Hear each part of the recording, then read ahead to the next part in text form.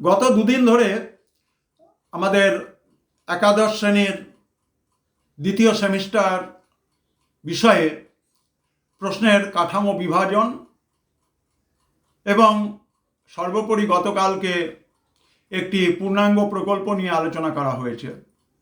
আমার প্রিয় ছাত্রছাত্রী এবং সম্মানীয় শিক্ষক শিক্ষিকাদের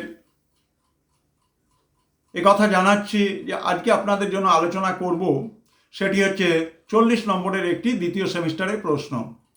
আপনারা ইতিমধ্যে আমার in the light off history ইতিহাসের আলো ইউটিউব চ্যানেলের মাধ্যমে প্রশ্ন বিভাজন পেয়েছেন। এখন আমরা আলোচনা করতে পারি সেটি হচ্ছে প্রশ্নগুলো কীরকম হতে পারে। আপনারা যারা প্রশ্ন করে ফেলেছেন বা যারা এখনও প্রশ্ন করেননি তারা হয়তো এই ভিডিও দ্বারা উপকৃত হতে পারেন। আমরা প্রথম অধ্যায়, দ্বিতীয় অধ্যায় এবং তৃতীয় অধ্যায় থেকে 3 নম্বরে কোন প্রশ্নগুলোকে আমরা বাছতে পারি অত্যন্ত ধারণার উপরে, যেমন হচ্ছে সপ্তাঙ্গ তত্ত্ব, কৌটিল্যের যে অর্থশাস্ত্র তার মূল উপজীব্য বিষয়, জিয়াউদ্দিন বারনির ফতোয়া জাহানদারিতে যে সমস্ত রাষ্ট্র দর্শনের কথা বলা হয়েছে আমরা আলোচনায় রাখতে পারি।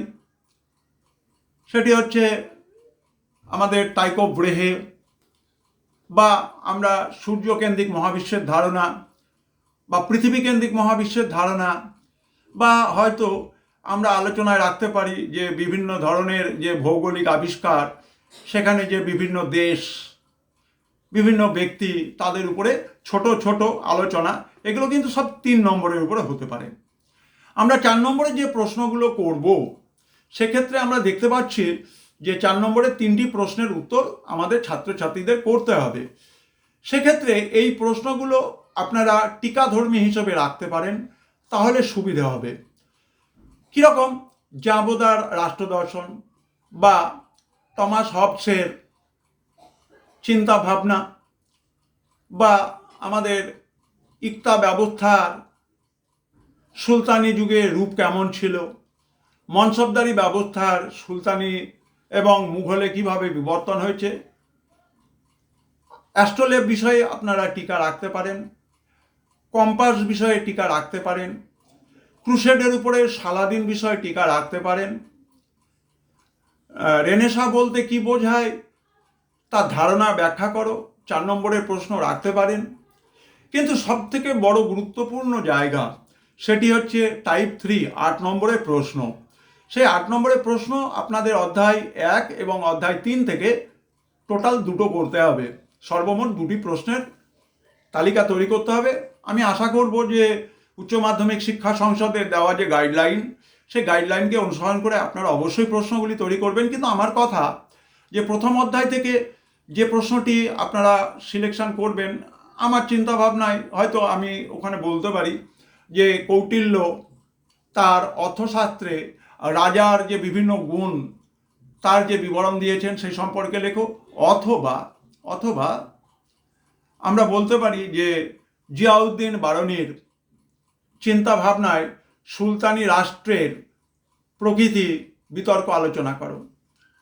তৃতীয় অধ্যায় থেকে আমাদের যে 8 নম্বরের প্রশ্নটি করতে হবে সেখানে আমরা রাখতে পারি যে ভৌগোলিক অভিযানের কারণগুলি ব্যাখ্যা করো এবং এর ফলাফল লেখো, অথবা মুদ্রণ বিপ্লব বলতে কি বোঝায় এবং এই মুদ্রণ বিপ্লবের ফলাফল আলোচনা করো।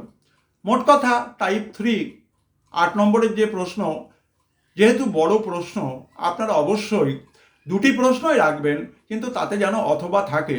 কারণ আমরা বিভিন্ন সময়ে একাদশ শ্রেণীর জন্য যে নির্ধারিত পাঠ্যসূচি হয়তো আমরা শেষ করতে পারিনি, এটা আমাদের আত্মসমালোচনার জায়গা। কিন্তু সেই জায়গা থেকে দাঁড়িয়ে ছাত্রছাত্রীরা যাতে করে কিছু লিখতে পারে সেই জায়গাটিও আমাদের লক্ষ্য রাখতে হবে। আমাদের মূল উদ্দেশ্য হচ্ছে ছাত্রছাত্রীদের অভিমুখী প্রশ্নপত্র রচনা করা।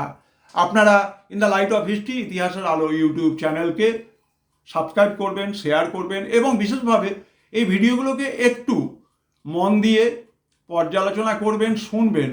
ভিডিওটাকে চালু করে দিয়ে তাড়াতাড়ি টেনে শেষ করবেন না, কারণ যেহেতু সেমিস্টার আমরা যারা আপনাদের জন্য এই অভিমুখীকরণ কর্মশালা সারা পশ্চিমবঙ্গে আমাদের উচ্চ মাধ্যমিক শিক্ষা সংসদের পক্ষ থেকে করবার সুযোগ পেয়েছিলাম, সেখানে কিন্তু শিক্ষক শিক্ষিকাদের অসুবিধার জায়গাগুলো উঠে এসেছে। সেই জায়গায় লক্ষ্য রেখে আপনাদের জন্য আমি in the light off history ইতিহাসের আলো ইউটিউব চ্যানেলে প্রচুর ভিডিও আপলোড করেছি। আপনারা এই ভিডিওগুলো ভালো করে তারা ফলো করবেন। ছাত্রছাত্রীরা অবশ্যই তোমরা এটা দেখবে। তোমাদের জন্য যে সমস্ত প্রশ্নগুলো আমি একটা সম্ভাব্য হিসেবে আলোচনা করলাম, সেগুলো হয়তো তোমাদের কাজে লেগে যেতে পারে। তোমরা সবাই ভালো থেকো, আমার স্যার ম্যাডামরা সবাই ভালো থাকুন এবং সর্বোপরি in the light off history ইতিহাসের আলো এই চ্যানেলটিকে সাবস্ক্রাইব করবেন।